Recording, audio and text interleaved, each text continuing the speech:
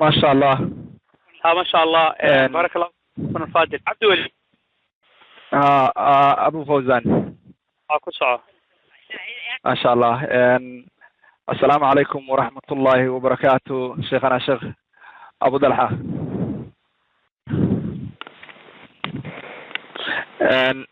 ما شاء الله.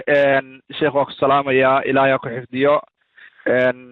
talada ugu horeysa oo dhinacayga soo gaartay waa talo sidii walaalihii horeba ay ka dhawaajiyeen, waa talo family iyo qoys ku saabsan. walaashani waxay leedahay, waxay ku bilowday assalaamu calaykum waraxmatullaahi wabarakaatu. waa salaamaya sheekheena sheekh Abu Dalxa, ilaahay ha xifdiyo, ilaahayna miisaanka xasanaadka ha u saaro dacwada iyo talooyinka wanaagsan uu siinayo familiyada Soomaaliyeed oo ku nool qurbada. ayagana waxa weeye ilaahay ka dhigo kuwa talada qaata culimadu ay siinayso. walaashani waxay leedahay sheekh, waxaan ahaa anoo caruur kale leh oo nin kale caruur usoo dhalay, ninkii hore aan kala tagnay ayaan nin kale isguursanay oo gurigii uu yeeshay oday kale oo family cusub ah noqday. adigu muddo yar ka bacdi waxa weeyaan meeshii familkii kale uu ku burburay. burburkii iyo kala tagii saasaa lagu kala tegay. kala tagaasna waxaa ka dambeeyey dad baa ka shaqeeyey inuu gurigaas quruxda badan oo familka markii labaad noqday inuu dhaco.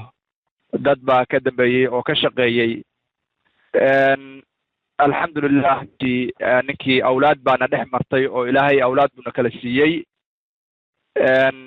adigu hawshi waxay socotaba walaashii waxay tiri dadkii fidmadaas ka dambeeyey way qirteen khaladkoodii iyo inay qoyskii dhisnaa iyagu ay burburiyeen oo iyagu mataqaana ay ka noqdeen waxa weeyaan inuu qoyskaas burburo. midda kaleeto ninkii saas asagana ku tegay wuxuu leeyahay waa soo noqonayaa oo gurigaygii iyo reerkaygii waa rabaa, hallay aqbalo. waa dhinacii ninka oo talan u baahanahay qoyskayga hore markii hore uga burburay, si fududna igaga burburay, iyo hadal mataqaana la kala qaaday. mid waa midii dhinacay tiri walaasi, midna waa midii dadkii warka gudbiyey oo maanta idhahaya nacafi oo maaragtay annaga khaladkaas gallay, anigiina aan diidanahay. sheekhow maxaad igula talinaysaa labadaas dhinac oo qoyskaygii uu u dhexeeyo? talan kaaga baahanahay talo waa tii allah, falyatafadal mashkuuran wamaajura Abu Dalxa. بسم الله الحمد لله وبعد. أخ عبد الولي يا أخ أبو فوزان أبو الدعوة إنجنير عمر dadka muslimiinta su'aalaha na soo weydiinaya, kuwa hore noo weydiiyey iyo kuwa weydiin doona intaba, salaanta aad ii soo gudbinaysaan. وعليكم السلام ورحمة الله تبارك وتعالى ورحمة الله وبركاته. nin horaan caruur u dhalay waan kala tagnay, nin labaad baan guursaday, mashaakilaad baana dhex maray. sababkeeduna waxay ahaayeen dad ayaa fitantaa ka shaqeeyay ilaa reerkii uu dumay, wayna qirteen ayagii. ninkiina inuu soo noqduu doonayaa, reerkiina nacafi bay leeyihin, anna waan diidanahay, maxaad igula talin? taladu waa laba jaanib. midda koobaad, reerka ku yidhi nacafi horta iska cafi, maxaa yeelay ilaahay baa wax cafiya tabaaraka wa tacaala. ilaahay baa qur'aankiisa nagu amray, ilaahay baa qur'aankiisa nagula teliya tabaaraka wa tacaala, walyacfuu walyasfaxuu alaa tuxibuuna an yakfira allahu lakum khud ilcafwa waamur bilcurfi waacrid can iljaahiliin. waa darajo aada u sarraysa, waana waxaan dadka lagu aqooni soomaali intooda badan. qof intuu kuu yimaado inuu ku dhaho dembi baan kaa galay iyo cafi, marka waa reer wanaagsan baan qabaa dhinaca marka laga eego inay leeyihiin nacafi.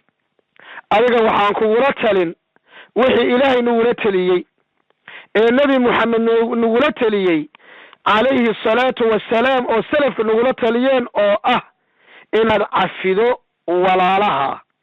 taasi waa jaanibka cafiska adigana ilaahay baa ku cafin ayagana darsi bay u tahay ajir badanna ilaahay waa kaaga qorayaa taasi waa dhinac ninkii baa doonaya inuu soo laabto ma aadan ii sheegin ninka waxaad ku kala tagteen wax asaga la xidhiidha inuu ahaa ee dad wax idinka baxsan baa ayuu reerku idinka dumay idan ninkana soo celi oo soo dhawee waxaan xusuustaa asbuucii hadda la soo dhaafay aan u malaynayo ma arbacadii bay ahayd meelaha aroos baa wuxuu ka dhacay qolkeenan la yidhaahdo banaatulmuxsanaat ayaa aroos baa ka dhacay walaalu intay la soo xiideen ba waxay igu yidhaahdeen waxaan rabnaa inaad kelimo ka dhahdo maxaa yeelay waa nin iyo xaas isfuray abu caaisha iyo ummu caaisha oo weli inay aroosiinaan rajaynaya allah isu barakeeye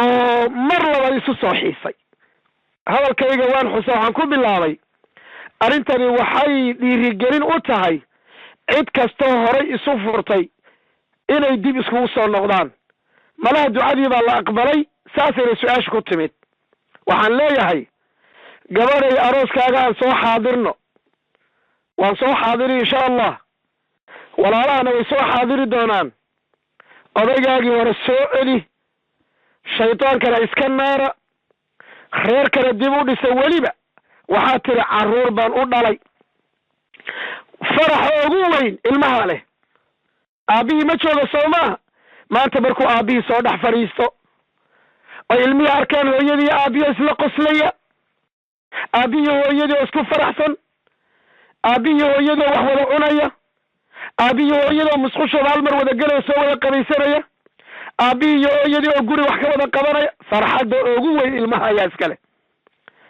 soo celi odaygaaga kaasna waa qodobka muhiimka ee ayadana ku jirta mas'alada kaloo raba inaan ku daro waxaa weeye waxaa tidhi reer baa reeraha naga dumiyey ama adaa jilicsanaa ama ninkaa jilicsanaa haddaad laba adag ahaan lahaydeen oo kalsooni dhaba isku qaba sida buurta adag baa laydin gilgileen sayna buurtu dabaysha u gilgilin ayaa laydin gilgileen marka wixii shalay ama adaa wax rumaystay ama asagaa wax rumaystay ama waa wada rumaysateen laakiin waxaan doonayaa cudurka inuu soo laabanin haddaad weli jiradii qabto ama asagu jiradii qabo haddee qoladii waad cafin qolo kalaa idin soo dhexgeli adiguna marka waa inaad qof adag noqoto asagana waa inuu qof adag noqdo reerkiina xuduudda reerka waa inaan lasoo marin ilaahayna waxaan ka baryayaa inuu idinka dhigo aroos cusub iyo qoys cusub iyo dhismo cusub shaydaankana cadogeliya rabbi iyo mu'miniintana farax geliya waxaan ku leeyahay reerkana cafi ninkaagana soo celi qof adag oo xuduudda reerka ilaashadana noqda ayaa idin dhihi lahaa wallahu aclam